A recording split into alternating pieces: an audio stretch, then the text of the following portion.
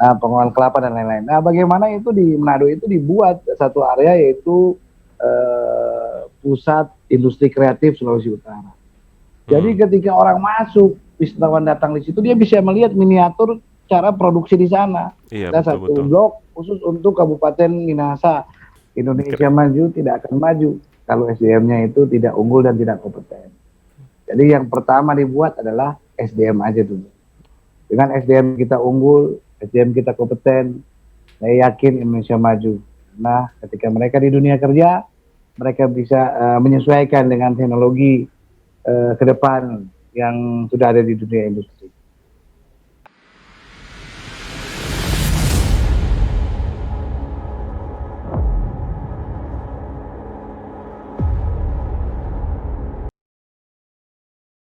Sendo Kawan Wawan. Kali ini kita memasuki segmen ekonomi atau lebih tepatnya industri. Kita akan coba membahas topik yang mungkin masih baru bagi Anda tapi sangat menarik untuk kita bahas, yaitu tentang dunia garment di Indonesia. Apa dan bagaimana. Untuk itu kami telah menghadirkan sosok yang tepat, yaitu Ketua Umum Organisasi Pekerja Garment Indonesia atau disingkat OPGI, yaitu Bung Stanley Ngelo. Salam jumpa Bung Stanley. Salam. Beliau juga adalah Ketua LKSP Kadin Jawa Barat.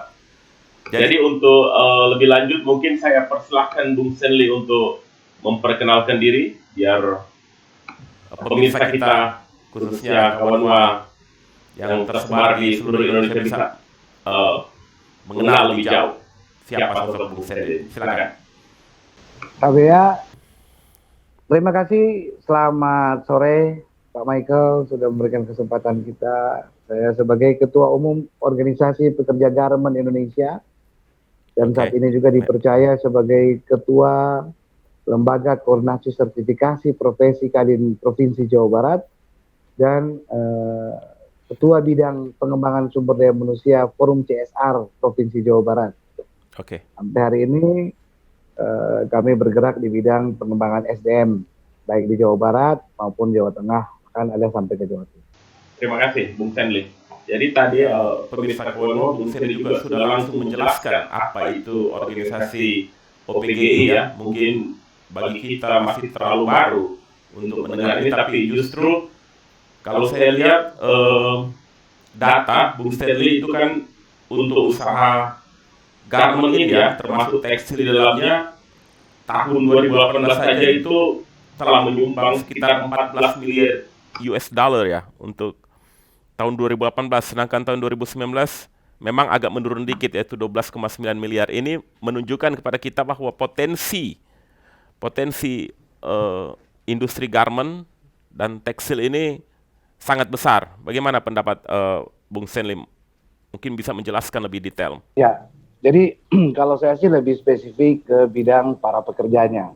Jadi kami juga ada namanya Asosiasi Pertekstilan Indonesia. Itu ketuanya Pak Jimmy. Pak Jimmy itu ketua API. Mereka adalah para pengusaha-pengusaha yang bergabung di situ dalam bidang industri tekstil dan garment. Kalau kami adalah para pekerja nih, para praktisi. Para praktisi. Jadi kalau menjelaskan lebih detail tentang masalah pencapaian ekspor atau produksi daripada industri garment, produk itu ya mungkin lebih cocok kepada mereka. Tapi kalau bicara tentang masalah tenaga kerja pada bidang industri ini, saya bisa menjelaskan. Jadi kalau masalah tenaga kerja itu dari tahun, kita bicara tahun 2017 lah ya, kemarin itu saya punya data akhir, itu 3.496.000 orang. Itu di luar usaha-usaha kecil yang tailor, yang butik, yang home industry. Jadi 2016 3.400.000, 2017 3.496.000. Yang paling banyak itu di daerah Jawa Barat, kurang lebih 39,39%. Jawa Tengah 23,46%, Jawa Timur 13,49%, dan beberapa tempat lain di Indonesia. Tapi kebanyakan bidang industri ini untuk skala menengah besar itu ada di daerah Jawa. Nah, disinilah. Nah, cuman hebatnya kita ini, kita ini adalah industri yang padat karya. Ya, nomor satu kalau di Indonesia itu industri makanan, nomor duanya industri minuman, nomor tiga itu tembakau, nomor empat ya kita. Ya. Nah, kita nomor 4 yang pekerja terbanyak. Iya. Jadi saya lebih membahas di sini tentang bidang kita, yaitu bidang pekerja. Begitu Pak Michael. Oke. Terima kasih Bung Stanley. Nah, saya ada pertanyaan ini. Kan dulu juga sempat heboh bahwa para pekerja ini kadangkala terlalu dipaksakan. Ini kan berita-berita yang kita dengar. Ada beberapa kasus lah bahwa para pekerja ini terlalu dipaksakan untuk lembur yang katanya sudah tidak manusiawi dan lain sebagainya. Nah, berbicara masalah undang-undang para pekerja garmen ini, menurut pandangan Bung Stanley, apakah sudah pas untuk saat ini atau memang masih ada kelemahan di sana-sini? Jadi gini, masalah undang-undang itu kebanyakan dari teman-teman saya di serikat buruh yang lebih mereka sebagai komunitasnya mereka itu yang memperjuangkan aspirasi para pekerja. Yeah. Tapi kami dalam versi yang lain. Cuman saya menjelaskanlah bahwa kita khususnya Indonesia, teristimewa Jawa Barat, karena kita ada di Jawa Barat, masalah upah itu memang tidak bisa kita bilang bahwa harus sama, tidak. Karena saya ambil contoh lah Pak, setiap kabupaten kota yang ada di Jawa Barat itu berbeda-beda. Karena sudah terbentuknya klaster itu. Klaster industri itu sudah terbentuk dari zaman dulu. Otomatis siapa yang lebih tua, dia yang lebih tinggi. Contohnya misalkan Cikarang. Cikarang ini UMR itu 4 juta lebih. Bandung 3 juta sekian. Majalengka cuma 2 juta, bahkan di bawah 2 juta. Tapi herannya kenapa pabrik wuling bukanya di Cikarang. Nah ini. Ini hebatnya nih Pak. Kenapa pabrik wuling, pabrik Cina itu buka di Cikarang? Sudah tahu UMR-nya tinggi. Kalau karyawan dia 14.000, 10.000 orang lah. Selisih 2 juta saja sudah 20 miliar dia tiap bulan efisiensi di kos pegawai. Tapi kenapa dia buka di sana? Karena di sana sudah terlatih orang-orang kita di Indonesia, khususnya Jawa Barat dan Jawa Tengah itu sudah dikenal dengan, kalau bagi saya ya, klaster pekerja. Sudah terbentuk dari zaman dulu. Pertama industri masuk di Indonesia, namanya yang duluan lahir, duluan ada, pasti tingkat perkembangan UMR itu pasti bisa lebih tinggi. Jadi jangan heran. Tapi kenapa pengusaha itu bukanya juga di situ? Jadi kalau misalkan pengusaha Cina ini yang buka pabrik wuling di daerah sana, kenapa dia tidak buka di Tegal, di Jawa Tengah? Kenapa dia tidak buka di Majalengka, yang UMR-nya itu di bawah 2 juta? Karena selisih 4 juta, kurang 2 juta, 2 juta lah. 2 juta kali 10.000 sudah 20 miliar tiap bulan di efisiensi. Nah itu karena apa? Hebatnya kita Pak. Indonesia ini khususnya Jawa Barat itu sudah terklaster. Jadi kalau di sana ada demo, itu mungkin memperjuangkan hal-hal yang lain. Tapi bagi saya kompetensi daripada pekerja Indonesia sudah terpetakan pada bidangnya berdasarkan masa kerjanya. Jadi dia bisa mahir karena masa kerjanya itu. Cuma mungkin alangkah baiknya ke depan apa yang sudah diprogramkan sama pemerintah pusat bahwa Indonesia ini, pekerja Indonesia wajib sebenarnya seharusnya memiliki sertifikat kompetensi nasional Indonesia. Jadi kalau semua sektor ini punya sertifikat kompetensi, ya kita juga bisa bersaing. Kita nggak bisa halangi kalau ada pekerja asing datang karena kompetensi mereka lebih baik dari kita. Tetapi kalau kita sudah memiliki sertifikat kompetensi nasional dan sudah sesuai, saya rasa kita siap bersaing. Bahkan kami lagi merampungkan untuk pembuatan lembaga sertifikasi. Jadi kalau ada pekerja asing masuk ke Indonesia, dia wajib harus mengikuti disertifikasi ya.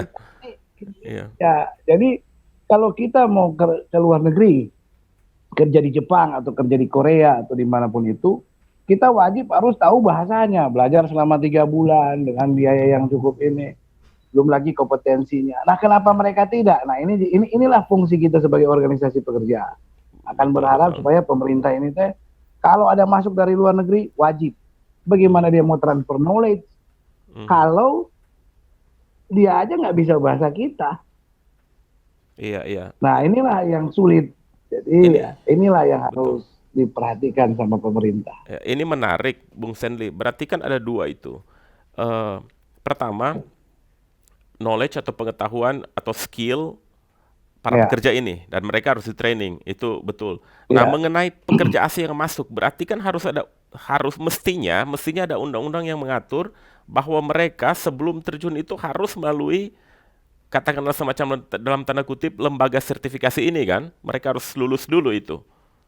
ya, harapannya begitu, Pak. Iya, Jadi betul kalau betul. kita ya, Iya. lembaga sertifikasi di Indonesia ada kurang lebih 1.400 sekian lembaga sertifikasi dari semua bidang bidang kerja Yang yang ada diakui, di Jawa yang diakui. Barat, yang terdaftar di BNSP, Hmm, yang di Jawa Barat kurang lebih 220. oke. Tetapi kenapa pekerja asing itu kita tidak asesmen? Betul, betul. Jadi bagaimana dia bisa gampang masuk ke kita? Jadi Hmm, pemerintah mungkin tidak bisa melarang bagaimana, tapi kitanya bikin aturannya iya, supaya betul. kalau di kita ke sana harus wajib memiliki kemampuan bahasanya, disertifikasi sama mereka. Hmm, Tapi kalau mereka ke sini juga ya harusnya begitu. oke. Kalau barang tuh ada SNI lah, Iya, Standar iya, betul. Nasional Indonesia. Betul, betul. Nah, ini orangnya pun harusnya begitu. Oke. Nah, berdasarkan pengalaman Bung Stanley, kualitas atau kualifikasi pekerja Indonesia khususnya di bidang garment itu sudah oke ya atau bagaimana? Kita Terutama dengan tidak kalah, pelatihan yang Pak. ada. Tidak kalah ya? Iya, kita tidak kalah dengan Hmm, Kamboja, Vietnam, dengan negara lain karena brand-brand besar yang dijual ini tuh, yang brand-brand top itu banyak kan produksinya di kita. hmm, Kayak sepatu Adidas, di sini juga ada Oskos, kalau baju anak, ada Gap, ada betul. Wrangler. Iya ya. Semua yang branded itu sebenarnya dibikin di Indonesia. Baru diekspor ke sana juga, ke luar Diekspor negeri ke sana sekarang. dan balik Ya. lagi ada di Plaza Indonesia kan. Akhirnya Hmm, kita beli dengan harga yang mahal. betul. Nah itu dikerjakan sama siapa ya, orang kita. Nah ini yang harus kita memperjuangkan bahwa kompetensi kita silakan kita diadu. Kalau bisa sih ada apa ya namanya itu supaya lebih cocok tuh kemampuan mereka, dan kita tidak kalah kita sebenarnya. Hmm. Kita punya kemampuan. Jadi Tapi ini ada mungkin, beberapa kali. ya ini mungkin persepsi ya, persepsi orang-orang sana juga yang sudah kadung atau terlanjur menganggap kita tidak mampu atau tidak qualified mungkin ya. Ini Pak. Iya, Pertama kalau bagi saya bagaimana perusahaan Indonesia, pemerintah Indonesia menghargai pekerja Indonesia dulu. betul. Karena Sepakat. pekerja Indonesia tidak kalah. Skill, knowledge, dan attitude kita tidak kalah di jajaran manajer-manajer di perusahaan-perusahaan besar. Betul. Kita tidak kalah. Tapi ya itulah yang terjadi, kenyataan di lapangan begitu. Hmm. Perusahaan dengan adanya orang bule itu, wah kelihatan Bangga. bagaimana. Iya. Padahal kemampuan itu belum tentu dia lebih mampu dari kita. Saya Hmm. dalam satu pabrik ketemu dengan orang bule juga, itu sebagai bawahan saya, dia sebagai desainer. Hmm. Nah, saya mengepalai tim desainer itu. Tapi kenapa gajinya sangat jauh? Oh, karena dia orang asing mungkin. Jadi Oh, kita harus membangun bagaimana pengusaha Indonesia juga menghargai pekerja Indonesia iya, dengan iya. kemampuannya. Jadi skill mapping daripada setiap pekerja mulai dari kelas bawah sampai kelas atas harusnya ada. Kami lagi pingin ada dukungan dari pihak manapun untuk bisa membantu kita membuat database pekerja Indonesia. Hmm. Apapun sektor bidangnya. Jadi ketika nanti itu ada riwayat kerjanya, mulai dia sebagai supervisor atau pegawai biasa, dia supervisor, dia jadi manajer, jenjang karirnya ada, dan orang bisa lihat di situ. Ketika dia butuh, dia akan tahu orang ini kelasnya seperti apa. Iya, iya. Kami berharap lagi membangun itu, untuk membangun database tentang itu. Jadi ketika ada perusahaan yang butuh jajaran manajer atau senior manajer, tinggal lihat aja di situ. Iya, sangat cepat Latar data belakang bisa dia. bisa diberikan ya. Bisa langsung dilihat, diberikan ya langsung sekarang sudah canggih kan, Iya. sekolahnya di mana, dia punya kompetensi apa saja yang sudah dia ikuti, Hmm. supervisor kah, manajer kah, atau apa itu. Nah, itu yang diperlukan di kita. Jadi database pekerja Indonesia mulai dari sekolah dia formal ataupun pendidikan dia di luar formal gitu. Jadi kita berharap bahwa kita punya database secara nasional untuk itu. Jadi kalau mau cari orang yang hebat, qualified, ya tentu bisa lihat di situ dengan, ya mungkin dengan nilai harga salary-nya yang berbeda-beda. Iya, Gitu iya. tergantung kemampuannya. Gitu kira-kira Pak. Oh, oke. Terima kasih Bung Stanley. Eh, Pemirsa dan sahabat Kawanua dimanapun Anda berada, kita masih akan meneruskan perbincangan menarik ini dengan Ketua Umum Organisasi Pekerja Garmen Indonesia, Bung Stanley Ngelo, tetapi kita saksikan dulu yang satu ini.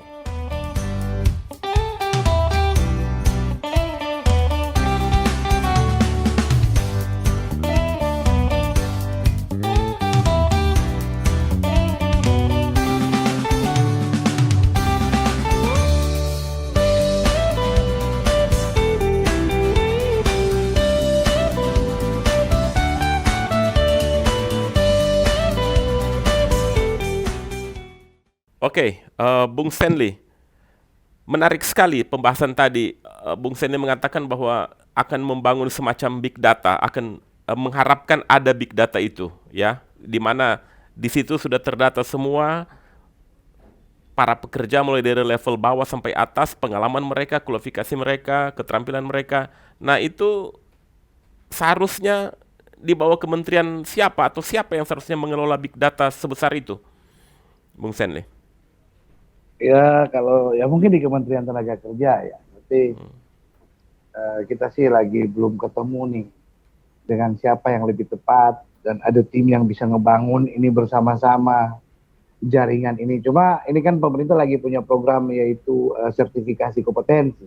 Ya, betul. Jadi mungkin ini menjadi awal mulai dari bawah, sertifikasi kompetensi ini sudah ada, tinggal dari data itu ya mungkin dengan BNSP, dengan Kementerian Tenaga Atau bisa Kerja, dinas kolaborasi terkait. ya, bisa berkolaborasi Ini harus mungkin ya. kolaborasi, Pak. Iya, betul. Harus kolaborasi supaya semua itu lebih terbuka. Jadi kita bisa lihat diri kita sendiri. Jadi kayak kita kuliah, kita mau lihat data kita juga Iya, di betul. Dikti kan ada itu. Ada. Iya. Ini pun sama sebenarnya. Kenapa pekerja tidak dibuat seperti itu?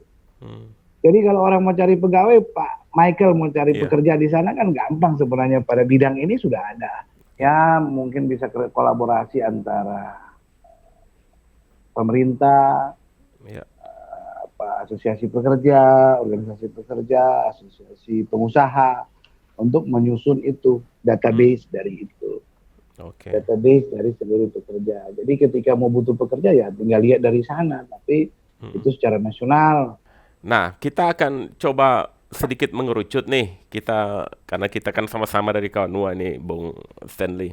Menurut pengalaman dan pendapat Bung Stanley untuk pekerja garmen di Sulawesi Utara itu apakah punya kans, punya potensi atau seperti apa ya? Bung Stanley melihatnya. Ya, terima kasih Pak Michael. Saya sih udah pernah bicarakan itu di sana dengan kepala dinas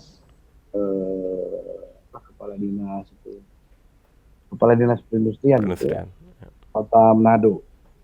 Jadi kalau saya sih lebih condong bukan ke garmen saja, jadi ke industri kreatif. Di industri kreatif ini, karena ini kota kita, provinsi kita hanya kecil, hanya kurang lebih berapa, 3 juta kalau nggak salah ya Pak. Ya, dan Jawa Barat penduduknya 50 juta Pak. Kita di Jawa Barat 50 juta, sangat jauh dengan di sana yang hanya mau 3 juta. Nah, kalau Jawa Barat sudah 50 juta. Penganggurannya 1,87 juta orang di Jawa Barat. Nah, kalau di Sulawesi Utara kan lebih kecil. Saya lebih condong untuk membuat industri kreatif di sana, Pak. Jadi di Sulawesi Utara itu kan banyak hasil-hasil kreatif di sana. Iya, iya. Kacang goyang, pala, dan lain-lain ya, makanan-makanan ringan. Nah, dan industri apa di sana itu bikin keramik yang di pulutan. Iya, atau yang ada rotan-rotan itu kelapa, juga kan. Iya. Dan lain-lain. Nah, pengolahan kelapa dan lain-lain. Nah, bagaimana itu di Manado itu dibuat satu area yaitu pusat industri kreatif Sulawesi Utara. Jadi ketika orang masuk, wisatawan datang di situ, dia bisa melihat miniatur cara produksi di sana. Iya, ada satu blok khusus untuk Kabupaten Minahasa, industri kreatif. Satu blok lagi khusus industri kreatif Sitaro. Satu blok lagi Bitung. Jadi miniatur tempat produksi. Tempat produksi di sana, jadi miniaturnya di sana. Nanti kalau wisatawan ingin lihat langsung yang besarnya, ya datanglah ke tempatnya. Tapi di situ punya tampilan untuk miniatur itu, jadi pusat wisata kreatif jadinya. Jadi kalau bikin pameran, bikin acara-acara apa juga di situ bisa. Sekalian juga bikin tempat displaynya juga. Iya, Nah, iya, itu betul. yang pernah kita diskusi. Tapi ya mudah-mudahan itu jadi. Dan salah satu itu adalah merchandise. Mungkin bisa bikin kaos-kaos tentang Bunaken, Iya, iya. kaos-kaos tentang wisata kita yang ada di sana. Begitu juga seragam-seragam atau lain-lain. Jadi bagaimana menggandeng usaha kecil di sana untuk dilatih berdasarkan bidang-bidangnya, ditempatkan di sana dan dikembangkan di daerahnya masing-masing. Hmm. Nah, inilah perlu pemerintah daerah untuk terjun, sama-sama ada namanya inkubator atau pendampingan usaha kecilnya dari dia kecil sampai dia bertumbuh, bagaimana dia menjualnya. Nah, itu kira-kira kalau saya sih Pak lebih condong Sulawesi Utara itu membuat sentra industri kreatif Provinsi Sulawesi Utara. Industri kreatif itu kalau boleh tahu, Bung Stanley pernah mengusulkan ide ini sudah lama ya atau berapa tahun lalu? Sudah lama, sudah 2 tahun kali ya. Saya ketemu sama Pak Kadis, bahkan saya pernah ngajak beliau ketemu dengan Dirjen Ikmah. Iya. Sama-sama kita menghadap di sana untuk itu. Kebetulan ada bantuan dari pemerintah pusat untuk pembangunan sentra. Kita masih ada beberapa pertanyaan pamungkas ini, Bung Stanley. Tapi saya ingin menanyakan dulu kalau bisa dijelaskan, karena saya pernah bacakan bahwa di bawah organisasi Bung Stanley ini pernah melaksanakan berbagai macam pelatihan lah kalau tidak salah. Pelatihan atau pembinaan terhadap para pekerja. Nah, bisa dijelaskan ke pemirsa mungkin pelatihan spesifik apa aja yang sudah dan sedang dilaksanakan oleh organisasinya Bung Stanley. Terima kasih. Baik, terima kasih Pak. Kita sampai tahun kemarin itu diklat operator garment, pekerja industri garment. Dilakukan kurang lebih 20 hari dari program Kementerian Perindustrian melalui BPSDM, Kemenperin, terus Diklat Industri, Balai Diklat Industri. Saya dapat program dari mereka, kami sebagai pelaksana tapi penyelenggara mereka. Jadi sangat hebat program ini, namanya Diklat Rinwan. Diklat Rinwan itu adalah pelatihan, sertifikasi, dan penempatan kerja. Jadi kegiatannya tidak bisa dilaksanakan, tidak bisa dilakukan kalau tidak ada permintaan dari dunia usaha. Ini hebatnya ini program ini. Karena apa? Program ini yang paling tepat bagi saya, bagi kami ya, berpikir bahwa orang yang dilatih ini diminta dulu sama dunia usaha. Jadi kami datangi dulu pabrik PTA. Anda butuh berapa pegawai dalam 1 tahun ini? Oh, saya butuh sekian. Tiap bulan saya butuh sekian. Nah, disitulah kita latih berdasarkan apa yang dia butuh. Nah, satu angkatan kita 100 orang dan ditempatkan di perusahaan itu. Jadi dia bikin MOU dengan Balai Diklat Industri, dia juga bikin surat permohonan pelaksanaan kegiatan, dan kita melaksanakan kegiatan pelatihan itu selama 20 hari. Dilatih mulai dari skill, attitude, sampai orangnya bisa, dari tidak bisa sampai jadi bisa. Nah, selanjutnya diserahkan kepada perusahaan itu. Jadi langsung diserahkan. Jadi inilah program yang tepat untuk mengurangi pengangguran. Kalau cuma sekedar magang, pelatihan biasa-biasa saja kayak di tempat pelatihan yang lain saya lihat, itu tidak ada orientasi penempatan kerja, percuma ngabisin duit saja itu. Kalau kita habis melatih, sudah setelah dilatih ya, saya contohlah Balai Latihan Kerja. Seluruh Indonesia ada namanya BLK. Setiap kabupaten kota punya, setiap provinsi punya. Ada juga UPTD. Tapi ketika dilatih, orangnya tidak ditempatkan kerja. Anggarannya juga ada, untuk apa? Kenapa nggak pakai satu program saja? Saya rasa tuh harapannya semua kementerian, semua SKPD ada kegiatan itu, kalau mau menempatkan kerja, pakai satu program aja. 3-in-1 aja. Supaya orang yang dilatih itu benar langsung ditempatkan kerja.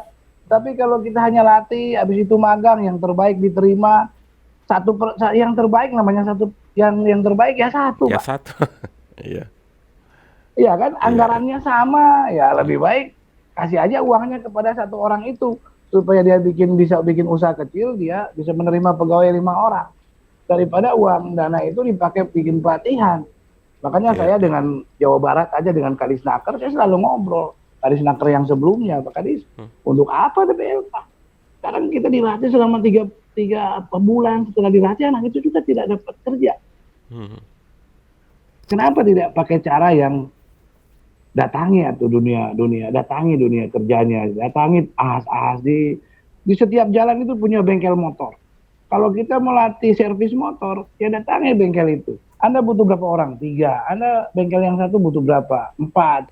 Setelah sudah cukup kuota untuk menjalankan satu angkatan diklat, ya silakan baru lakukan kegiatannya. Jadi jangan hanya ambil orang aja sudah, yang penting ada seremonial, ada foto, habis selesai. Untuk apa, Pak? Jadi kami sebagai praktisi pekerja yang merasa gimana melihatnya gitu, sayang gitu. Makanya kita mendukung banget dengan program Kementerian Perindustrian, sangat bangga bisa terlibat di sini karena itu nyata. Makanya kita bikin lagu yang saya share itu, janganlah program dijadikan proyek. Ini program untuk orang kecil kok, kita mau bikin jadi bisnis. Nggak ada untungnya itu. Itu untuk membantu orang kecil dan sudah ada aturan mainnya.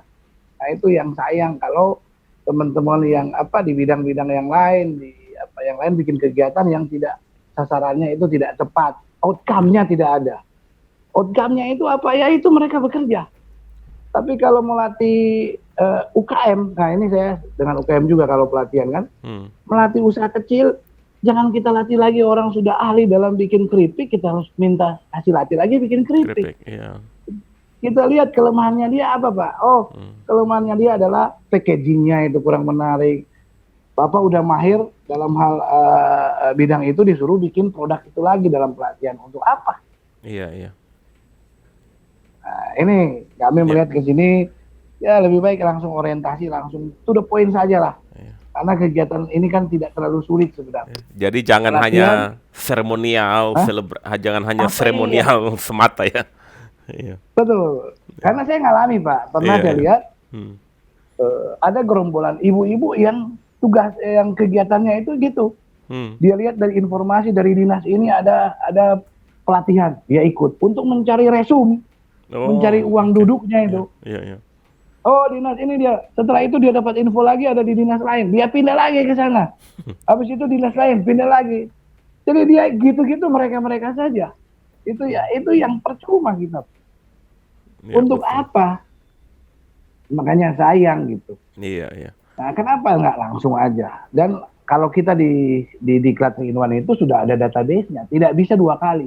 Setiap pekerja itu, calon pekerja itu hanya sekali saja, karena dia sudah terdata. Kita punya data yang memang tidak boleh double. Oke, saya potong sebentar, Bung Stanley. Ini Diklat 3-in-1 kan, pelatihan, sertifikasi sekaligus penempatan kerja. Ini kan berarti ini jaminannya pasti langsung penempatan kerja. Nah, untuk diklat ini sendiri, mungkin saya kelewatan tadi, berapa lama ya? Apakah 20 hari, Pak? 20 hari. Oh, oke, 20 hari. Sampai selesai program diklat ini. Dan kita punya punya silabusnya, punya sudah punya silabus bahkan ya. Jadi ini satu kegiatan saja laporannya segini, Pak. Satu kegiatan. Foto mulai aktivitasnya, metode pembelajarannya, kegiatan-kegiatannya setiap hari itu sudah kita bukukan semua. Tapi ini masih khusus ada. Ini khusus untuk garment apa? Ya, baru untuk garment. Baru untuk garment dulu ya. Iya. Ya, saya nggak tahu yang lain. Tapi baguslah, ini suatu ide-ide kreatif yang patut dicontoh, saya pikir, oleh industri lainnya. Ya, sama untuk penyelenggara pelatihan yang lain. Di pemerintah daerah teristimewa. Banyak pemerintah daerah punya balai diklat yang keren-keren, hebat-hebat, mewah-mewah, bagus-bagus. Tapi sayang pelaksanaannya juga itu tidak tepat sasaran. Untuk apa? Gedungnya sudah ada, tapi kegiatannya juga. Bisa nggak seorang kadisnaker mengurangi setelah lulus, selesai pelaksanaan kegiatan pelatihan di BLK? Bisa nggak beliau mengurangi daripada data pengangguran pada daerahnya masing-masing? Saya rasa tidak berani. Karena tidak ada penyerahan. Nah, kalau kita bisa penyerahan dengan dunia usaha, saya yakin dia bisa mengurangi pengangguran. Cuma kita kan industri garment tidak ya terbesar juga, tapi tidak terlalu berpengaruh signifikan ya dari pengangguran yang kalau sudah jutaan seperti di Jawa Barat ini. Tapi seluruh Indonesia berapa tadi? 3,73 juta kalau nggak salah ya, yang pekerja garment, industri tekstil garment. Itu data tahun 2017 itu 3.496.000. Oh, oke. 2017, Pak. Iya. Waktu itu ya, cuma ada bertambah lagi. Nah, Iya. itu di luar usaha-usaha di bidang industri kecil kayak tailor, Hmm. kayak butik. Iya, Itu betul. kan ada yang skala Iya, rumahan ya, iya, yang yang mungkin berapa unit. usaha turunannya ya, industri Ya, bisnis betul, turunannya. Iya. betul. Oke, terima kasih Bung Stanley. Pemirsa dan sahabat Kawanwa dimanapun Anda berada, kita akan memasuki penghujung acara ini dan akan mendengarkan closing statement dari Bung Stanley Ngelo, tapi sebelumnya kita saksikan juga dulu yang satu ini.